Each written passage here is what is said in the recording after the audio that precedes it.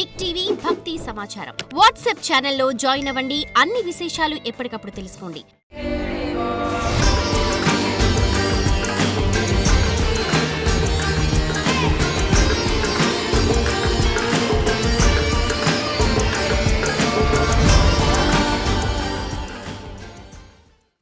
అమ్మ, ప్రతిరోజు కూడా ఈ నవరాత్రిలో తలంటు స్నానం ఖచ్చితంగా చేయాల్సిందే అంటారు. తలంటు స్నానం ఏంటంటే స్త్రీ పాపిట్లో గంగాదేవి ఉంటుందన్నమాట. అందుకే స్త్రీలను పాపిట్లో బొట్టు పెట్టుకోమంటారు. మంగళవారం శుక్రవారం తలస్నానం చేస్తే సరిపోతుంది. ప్రతిరోజు తలస్నానాలు చేయాల్సిన అవసరం ఉండదు స్త్రీలకి, ఎందుకంటే వాళ్ళు పవిత్రంగానే ఉంటారు కాబట్టి. అంటే అమ్మ, మనం చూస్తున్నాం నవరాత్రులు అంటేనే చాలామంది బతుకమ్మ ఆడతారు రాత్రిపూట, అమ్మవారికి దుర్గాదేవికి నిత్యం పూజలు చేస్తూ ఉంటారు, అంతా బాగానే ఉంటుంది. అయితే మొదటి రోజు అమ్మవారు ఏ రూపంలో దర్శనమిస్తుంది, అమ్మవారి నియమాలు ఏంటమ్మా? మొదటి రోజు శైలపుత్రి దుర్గా. శైలపుత్రి మంత్రదీక్ష నాకు పర్సనల్ ఎక్స్పీరియన్స్ ఏంటంటే, నేను బాగా జపం చేసినప్పుడు అమ్మవారు ఈజీగా దర్శనం ఇస్తుంది. ఎందుకంటే మూలాధార చక్రంలో ఉంటుందన్నమాట అమ్మవారు ఉండేటటువంటి వర్ణం ఏంటంటే శ్వేతవర్ణం. శ్వేత అంటే తెల్లని చీర కట్టుకొని చేతిలో త్రిశూలం ధరించి ఒక ఆవు మీద అమ్మవారు కూర్చొని ఉంటుందన్నమాట. కాబట్టి ఈ అమ్మవారి స్వరూపం ఏంటంటే తపస్సు చేస్తూ ఉంటుంది స్వామివారి కోసం. అంటే శివుణ్ణి పొందాలి అనే డిజైర్తో స్వామివారి కోసం తపస్సు చేసేటటువంటి స్వరూపమే శైలపుత్రి దుర్గా అన్నమాట. ఈ అమ్మవారు ఏంటంటే మూలాధార చక్రంలో ఉంటుంది. ఈ అమ్మవారిని పూజించడం ద్వారా వచ్చే బెనిఫిట్స్ ఏంటంటే, గణపతి ఏ విధమైనటువంటి బెనిఫిట్స్ మనకిస్తాడో శైలపుత్రి దుర్గా కూడా అటువంటి బెనిఫిట్సే మనకిస్తుంది అన్నమాట.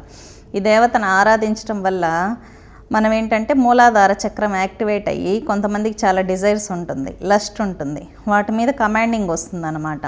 సెల్ఫ్ కంట్రోల్ వస్తుంది, మన పనులు ముందుకెళ్ళడం, మన చక్రాస్ హీల్ అవ్వాలంటే ఫస్ట్ ఈ చక్రమే యాక్టివేట్ అవ్వాలి. కాబట్టి శైలపుత్రి దుర్గా అనుగ్రహాన్ని పొందాలన్నమాట. మామూలుగా మీరు దుర్గా సప్తసతిని తీసుకున్నట్లయితే మహాకాళి, మహాలక్ష్మి, మహాసరస్వతి స్వరూపిణి దుర్గాంబికాయే నమః అని అంటారు. అంటే ఏంటి? మొదటి 3 స్వరూపాలను ఏమన్నారు ఇక్కడ? మహాకాళి స్వరూపం అన్నారు, తర్వాత మహాలక్ష్మి, మహాసరస్వతి అన్నారు. ఓం ఐం హ్రీం క్లీం చాముండాయే విచ్చై అంటే ఏంటి? ఐం బీజం. ఇక్కడ ఐం అంటే ఎవరు? మహాకాళి స్వరూపంగా వచ్చేసింది అమ్మవారు. హ్రీం అంటే మహాలక్ష్మి స్వరూపం, క్లీం అంటే మహాసరస్వతి స్వరూపంగా వచ్చేసిందనమాట. కాబట్టి నవావరణ మంత్రంలో రహస్యం అనేది వేరు. మామూలుగా ఐం బీజం అంటే సరస్వతి బీజం అని అనుకుంటూ ఉంటారు, కానీ దుర్గా నవావరణ మంత్రాన్ని తీసుకున్నట్లయితే మనం మొదటిగా ఐం అంటే మహాకాళి స్వరూపం వచ్చేస్తుంది అన్నమాట. అలాగా శైలపుత్రి ఆరాధన వల్ల ఏంటంటే ఫస్ట్ మూలాధార చక్రం యాక్టివేట్ అయ్యి మన డిజైర్స్ మీద మనకు కంట్రోల్ వస్తుంది, సెల్ఫ్ కంట్రోల్. కాబట్టి ఈ అమ్మవారిని ఆరాధించడం అనేది ఏంటంటే ఎక్కువగా స్టూడెంట్స్కి ఏంటంటే కౌమార దశ వచ్చేసరికి డిజైర్స్ స్టార్ట్ అవుతాయి బాడీలో. వాళ్ళకి కంట్రోలింగ్ కెపాసిటీ ఉండదన్నమాట. మంచిగా మనం ఎడ్యుకేషన్ మీద ఎఫర్ట్స్ పట్టాలి, కాన్సన్ట్రేషన్ ఉండాలి అనుకుంటే ఈ అమ్మవారిని ఆరాధించాల్సి ఉంటుంది. అంటే అమ్మ, నియమాలు ఏమన్నా ఉంటాయంటారా? అంటే ఒక్కొక్కరోజు ఒక్కొక్క అవతారం కాబట్టి మరి మొదటి రోజు అమ్మవారికి పెట్టే నైవేద్యం కానివ్వండి, లేకపోతే పఠించే మంత్రం కానివ్వండి, ఇందాక మీరు చెప్పినట్టుగా అదే ఉంటుందంటారా, లేకపోతే ఇంకేదైనా ఉంటుందంటారా? అమ్మవారు శైలపుత్రి దుర్గా అంటే నవావరణ మంత్రాన్ని మీరు జపం చేయొచ్చు 9 రోజులు కూడా. చాలామంది ఈ మధ్య మంత్రదీక్షలు చేస్తున్నారన్నమాట, గురువుల దగ్గర నుంచి స్వీకరించి. 9 రోజులు ఖచ్చితంగా అదే మంత్రాన్ని జపం చేసుకోవచ్చు. మామూలుగా ఏ జపం చేయాలన్నా గణపతికి మంత్రం జపం చేయాల్సి ఉంటుంది మొట్టమొదట, తర్వాత గురువుని ఆరాధించాలి, తర్వాత భైరవుణ్ణి, తర్వాత అమ్మవారిని. ఇలా నలుగురిని ఆరాధించడం వల్లే రిజల్ట్ ఉంటుందన్నమాట. దీక్షలు ఉన్న వాళ్ళు ఆ దీక్ష కంటిన్యూ చేయండి 9 రోజులు. లేదు మాకు దీక్ష లేదు అని అనుకున్నప్పుడు మీకు సిద్ధకుంజికా స్తోత్రం ఉంటుంది. సిద్ధకుంజికా స్తోత్రం చేసినప్పుడు అమ్మవారి బీజాక్షరాలు మన శరీరంలో ప్రతిష్ఠ అవుతాయన్నమాట. ఎవరైనా స్త్రీలు సాధన చేసుకోవచ్చు. లేదంటే దీక్ష లేని వాళ్ళు దేవి ఖడ్గమాలను కానీ, లలితా సహస్రనామాలు కానీ, కమలాత్మిక ఖడ్గమాల అని ఉంది. ఎవరికైనా అప్పు కూడా ట్రై చేస్తుంటే అప్పులు దొరకలేదనుకోండి, రావాల్సిన డబ్బులు రాలేదనుకోండి, వాళ్ళు కమలాత్మిక ఖడ్గమాలను చేస్తే మనకు అమౌంట్స్ దొరుకుతాయన్నమాట. రావాల్సిన డబ్బులు రావడం కానీ, లేదంటే ఎక్కడైనా లోన్స్కి అప్లై చేస్తూ ఉంటారు, లోన్స్ శాంక్షన్ అవ్వడం కానీ జరుగుతుంది. కాబట్టి ఖడ్గమాల అంటే ఏంటంటే కత్తుల మాల అని అర్థం.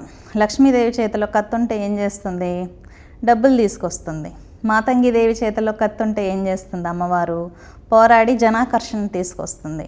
అలాగే కాళికాదేవి చేతిలో కత్తి ఉంటే ఏం చేస్తుంది? న్యాయం చేస్తుంది ఎదుటి వ్యక్తికి. ఎవరైతే సఫర్ అవుతున్నారో, లక్ష్మీదేవికి రక్షణ దేవత భద్రకాళి అన్నమాట.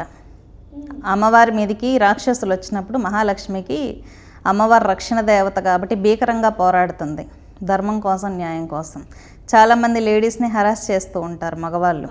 అలాంటి వాళ్ళందరూ భద్రకాళి ఉపాసన చేస్తే వాళ్ళకి తిప్పి కొడుతుందన్నమాట. ఎక్కడ కొట్టాలో అక్కడ దెబ్బ కొడుతుంది Bhadrakali.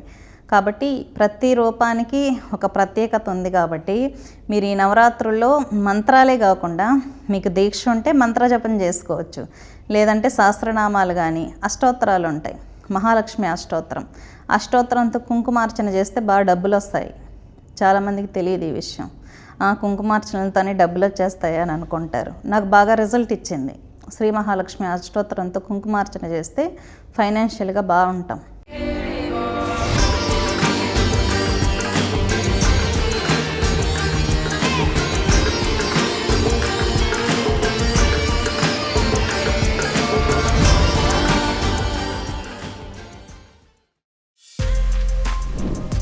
For more videos like this, subscribe Big TV channel.